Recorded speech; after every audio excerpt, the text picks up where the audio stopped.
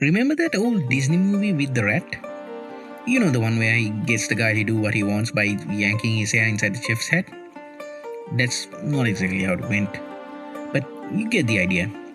So now imagine that the rat was evil, and instead of making food, it decided to eat everything that it can see.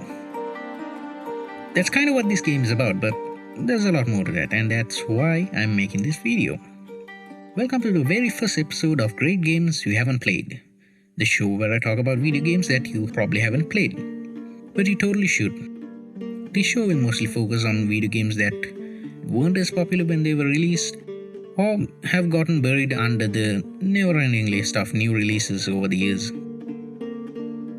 So, on today's disc, we have a critically acclaimed title with an extremely unique gameplay, an amazing story that you will not forget, and the game is, you read the title, but in case you forgot, it's a Plague Tale, Innocence. Onward with the video, and don't worry, I won't spoil the story. So I played this game towards the tail end of my second degree, and I remember it was so refreshing to just play a really good game after a long time. From the moment you open the game, you already know what kind of game this is going to be. The music just kicks in, and the lighting, architecture, and rat effects all come together to create this amazing atmosphere of medieval horror, which is exactly the time period this game is set in. Not many games can really do that before you even start playing it, and that in it of itself is a teaser to what this game is going to be like to play.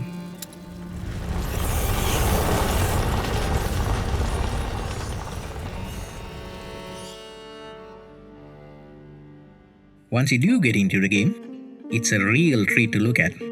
It's not open world like GTA, but the environment is vast and almost endless, and you'll mostly forget the limits when you get into the game. I played the game on high graphical settings, but even in low, it still looks stunning.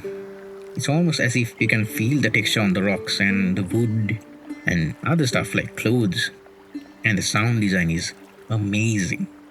You can just stand still and really feel what it's like to be there, and the music fits in so well. When this game is calm, you feel relaxed, like you're walking in the park.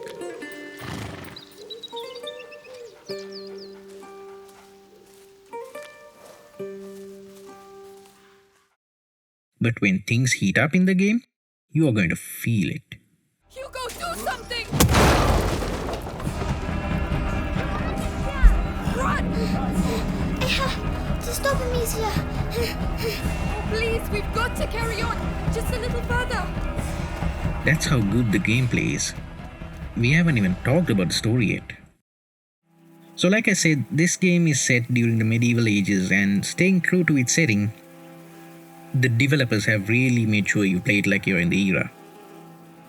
Your main weapon is a sling, and your ammunition are rocks. Does it sound fun? No, it doesn't, but only until you use it for the first time.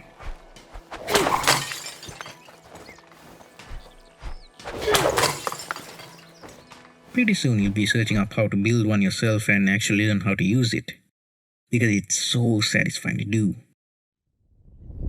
Hi YouTube, I'm Dave, and today I'm going to teach you how to do this.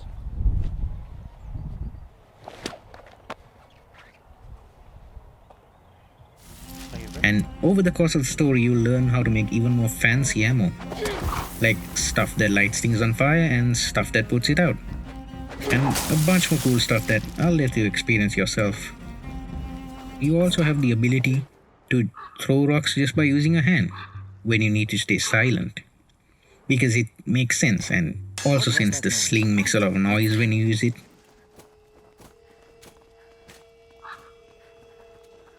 You can craft a new upgrade that makes the sling completely silent, but that's when you get further into the story and collect enough materials for it.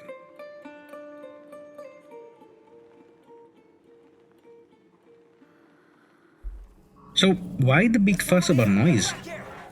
Well, because you're a young woman with no combat experience, or armor, or even a health bar. Not even the one from Call of Duty where you get shot by like 50 bullets and oh no, the screen is red and I'm hurt and I need to get cover, and like 5 seconds later I'm completely fine and ready to get shot again.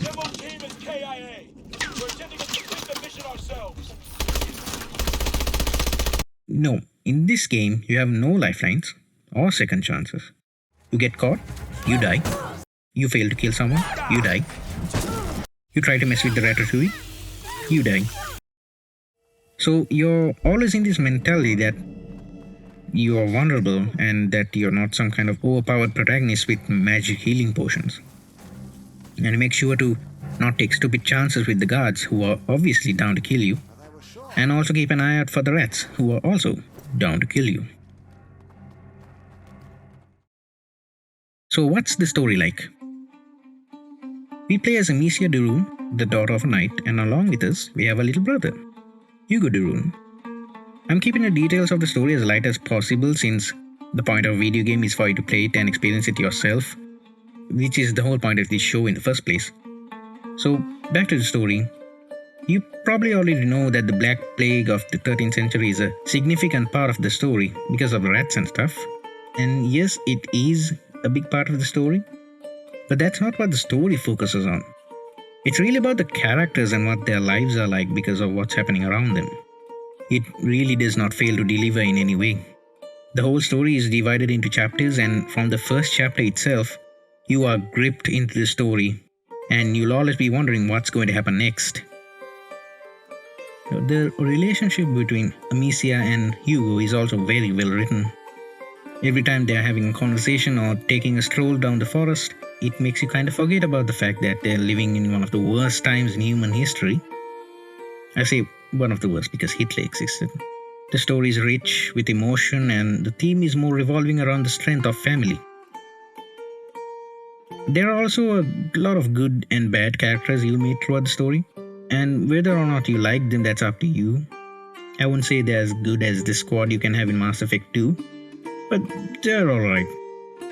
Nevertheless, the main antagonist is one of the strongest and well-written villains in a video game. It does not take too long for you to start hating him. In fact, the moment you see him, you can already feel the evil that is in that man. Speaking of evil, you can actually choose to be merciless or forgiving. In certain chapters, you'll come across wounded soldiers who are left behind, and it might not be obvious when you first play the game, but you can actually control their fate. You can show mercy to them after they try to kill you and your brother. You saved me! Oh, thank you! Thank you! You won't give the alert, will you? And are actively trying to do so. Or you can end their journey then and there, either by yourself or by letting the rats do their thing. This does not really have an effect on the outcome of the story, like other RPGs, but it does cause the people around you to react to your actions. Amicia, he's Come trapped. on! Shh! So funny! We have to keep Get me out of moving. here! Hey! Oh, about time! Oh no! Hey! Hey! What are you doing? Sorry! We have to get out! Amicia! It's a small touch, but it makes the whole game feel more immersive, which is also aided by very minimal HUD elements, which you can reduce even further. This intertwines well with the stealth, almost survival-esque gameplay aspects. The constant need to be aware of your surroundings and be strategic on whether to lure guards away or hide from them, or take them all out. Either way, the representation of the characters, and especially Amicia, is one of the most realistic aspects of the game. Never do you feel like an invincible character who can just take on everything the world throws at you. She's not perfect, she makes mistakes, and she's portrayed in a way that makes you feel like this could have been a real person back in the day. These flaws might seem like downsides or disappointments, but it's actually one of the best parts of the game. We've all been scared at times, made wrong decisions, gotten angry at people we care about. It's relatable. What matters is that we grow and become stronger, and we try to amend our shortcomings. This is exactly what you'll experience as character growth from Amicia. And when the curtain comes down, you'll feel like you've gone through the experience right alongside her. The whole game is structured as a linear single player experience, and there's not much repetitiveness. It'll certainly be a breath of fresh air from whatever game you last played or currently playing. But there are some not so positive things about the game, just like any other video game. For one, the game relies heavily on auto-aim. It's not something I personally care about, but for some people it might be something annoying. It also does include quite a bit of items that you'll want to collect. They are used for crafting upgrades and different types of ammo, and you will definitely get confused many times when trying to figure out what ingredients you're missing.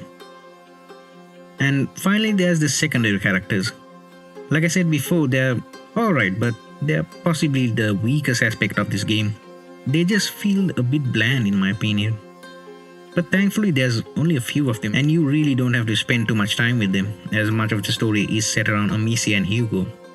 And that's about all the downsides of this game really. You'll probably not even care much about them when you're playing. So if you're looking for a game to play that will surely be something to make it onto your best games that you ever played list, then don't even think twice about picking this up. And once you do finish it, you can play the next installment of the story, A Plague Tale Requiem, which comes out in October and might have actually addressed the problems with the first game. So right now is the perfect time to play this game. It takes about 15 to 20 hours to complete, and you can replay the whole thing by just selecting which chapter you want to replay. I give it a score of 8.5 out of 10 with a must play badge to go along with it. So if you do pick this game up, be sure to let me know in the comments below, or use the hashtag #GreatGamesYouHaven'tPlayed on social media so that I can see what you all think about the game. Be sure to subscribe and turn on the notifications because I will probably be making more episodes in the series. So thanks a lot for watching, and if you'd be so kind to hit the like button, that'll be pretty awesome. Until next time then, happy gaming.